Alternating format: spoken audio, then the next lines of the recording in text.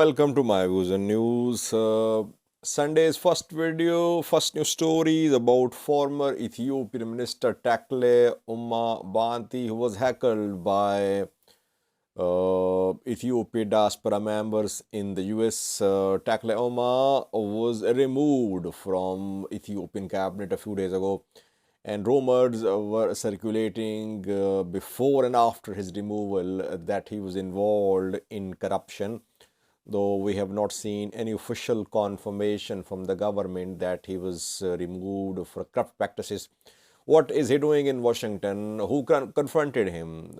Secondly, Linda Thomas Greenfield, US representative at the UN, is in Nairobi, Kenya, and there in a press talk she talked about Eritrean military. Has it withdrawn from Tigray? What did she say? And thirdly, Jemal Countess is a professional photographer who has been covering Ethiopian war since its start. I did some videos, I think, on his coverage around a year ago, and he visited Eritrea a few days ago, and after his visit he was interviewed by Hello Ethiopia TV show. He's all praise for Eritrea. He said that West is demonizing Eritrea, but reality on the ground is different. What did he say? Why is he praising Eritrea? Firstly, viewers, Takle Banti, Ethiopian former Minister of Mining, is in the US. He was relieved from the federal cabinet a few days ago when PM Abiy changed 4 ministers. He was one of the 4. 3 have been given new positions. 2 have been appointed as ambassadors, and 1, Dagmawat Mogus, is being appointed by African Union. But Takle is without any portfolio so far. It was said that he was, it was rumored that he was involved in corrupt practices, that he had bought property in the US. He is in the US now, and people are confronting him, heckling him. He had to call police. He was seen at a luxury shopping mall as well called Tyson's Corner, and people say that he looted Ethiopian money and now he's spending this money in the mall. Well, I don't know if he looted the money or not, but he was accompanied reportedly by a representative of Ethiopian millionaire Sheikh Al-Amoudi. And if a millionaire's representative is accompanying him, it means that he does not need to spend from his pocket. The millionaire's representative can spend for him. People are angry, definitely. A Tigrayan lady confronted him, accusing him of being a genocider. And some Amharas too, who accused him of being behind genocide of Amharas in Valaga, ethnic cleansing of Amharas allegedly being committed in Valaga. So both Amharas and Tigrayans, they confronted him. He faced a hard time, and then he had to call police. We have clips for you of Takle and another Ethiopian minister, Zadig Abraha, was also there, seen with Takle. Will Takle return to Ethiopia? Will he be given a new position, or has he been sidelined? Several questions. Watch the video of Takle from the US. Yeah. He is a genocider. He is a genocider. He has a blood in his hand. He is a genocider.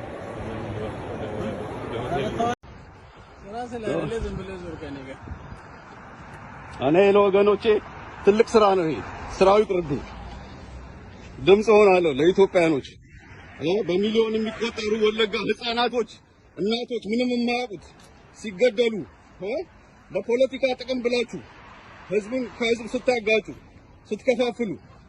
Secondly, viewers, withdrawal of Eritrean military from Tigray is still a matter of debate. Both sides, Ethiopian government, Tigray government, have shared conflicting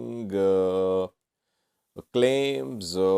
US spoke as well a few hours ago, US representative at the UN.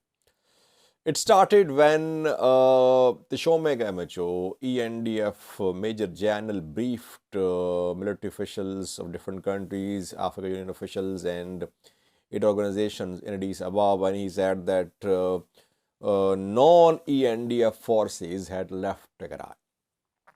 Then Getachew responded. Getachew said that it was factually incorrect what was claimed by the Shome Gamacho. He said thousands of Eritrean Amhara forces were still operating in Tigray.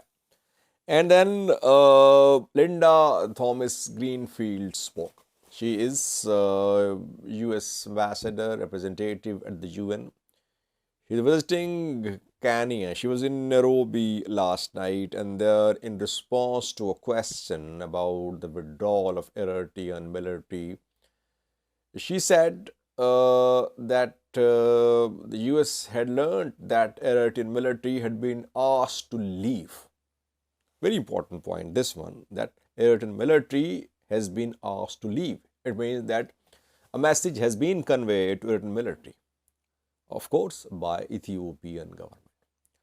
And secondly, she said that what we have learned is that the military has moved back to border. What does it mean? Does it mean that military has withdrawn altogether from Tigray? Or does it mean that military is in border areas? So she, in a way, said that Eritrean military had not completely withdrawn from Tigray. She is backing what is being said by Getachew, Tigray presidential spokesperson. Where is Tishome Gamacho, ENDF general? Nowhere to be seen. Now, when Tigray and US are countering the claim made by the general, ENDF is nowhere to be seen. Secondly, where is African Union team of observers? Military officers appointed as observers from South Africa, from Nigeria, where are they? What are they doing? Why aren't they reporting about the presence or withdrawal of Eritrean military in Tigray, but silence? And no report expected from them, according to Getachew. That is why rumors are in abundance, but Eritrea, the silent Eritrean government remains silent. It does not share a lot with the international media, with its own people. They remain silent. That is why rumors are being spread. And Tigray has said that African Union observers should clarify the situation. They should tell. Has Eritrean military withdrawn altogether? So it's the responsibility of the mediators, of observers. They should tell the people what is happening in Tigray. Lastly, viewers, a professional photographer visited Eritrea a few days ago. He has returned from Eritrea. He was interviewed by a television channel, Hello Ethiopia TV show. Took him live, and he was all praise for Eritrea. Who is he? Jemal Countess, professional photographer based in Addis Ababa and in the US as well. Works for several top websites, top photography websites too. And I have been following him since the start of the conflict. He has been extremely anti-TPLF and pro-Ethiopian government and pro-Eritrean government too. He visited several Amhara region territories, I remember, in 2021. And he reported that Tigray forces had destroyed infrastructure in the Amhara region. But he never reported about atrocities against Tigrayans, about the destruction which happened in Tigray. He visited Eritrea a few days ago, and in the interview with Hello Ethiopia, he said that West was unfairly demonizing Eritrea. He said that he had no worries for security when he was in Eritrea. He was able to carry his mobile in his pocket, in his hands. There was no security issues, unlike other countries of East Africa.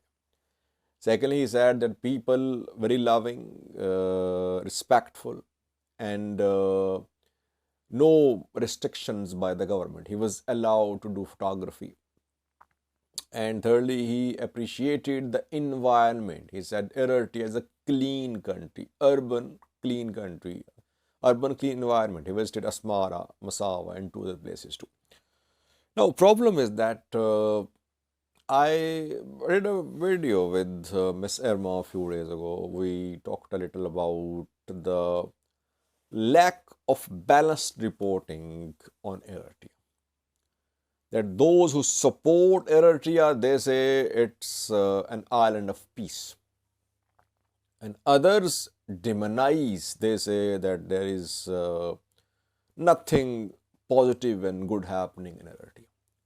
What is needed is balanced approach. That balance is missing when it comes to reporting from international media, from regional and local journalists and media. Yes, everyone appreciates a law and order situation in Eritrea. No one can deny that.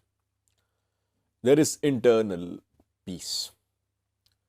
But Jemal Countess should have visited Eritrean prisons too.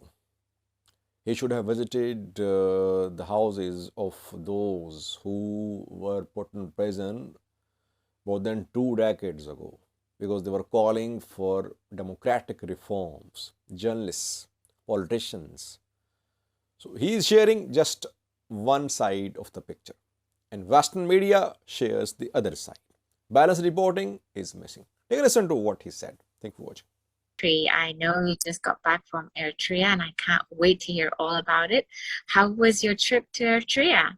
Thanks for having me first off. Yeah, Eritrea was amazing. Completely not what people say it is. And it's something that's really, it is just diametrically opposed to all the opinions and all of the quote-unquote facts and propaganda that I've heard about Eritrea. My trip has caused me to, I mean, I've already known and felt in my heart that you need to kind of take everything you hear in Western media with a grain of salt. But what I saw and what I experienced personally and what was revealed through my travels and through my documentation has just shown me that I think that we all need to take a step back and really assess what we've heard in Western media about, you know, not just Eritrea, but Africa in general. So yeah, I walked into probably one of the most beautiful countries I've ever seen.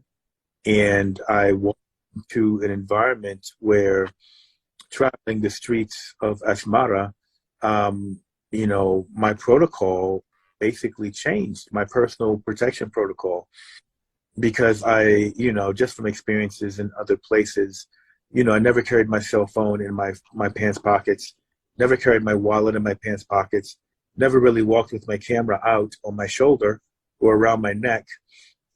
And over the course of hours and a few days, everything changed because I realized I didn't have to worry about those issues. I mean, I quite literally walked with my phone and my wallet in my pants pockets in 3 different cities, Karen, Asmara, and Massawa.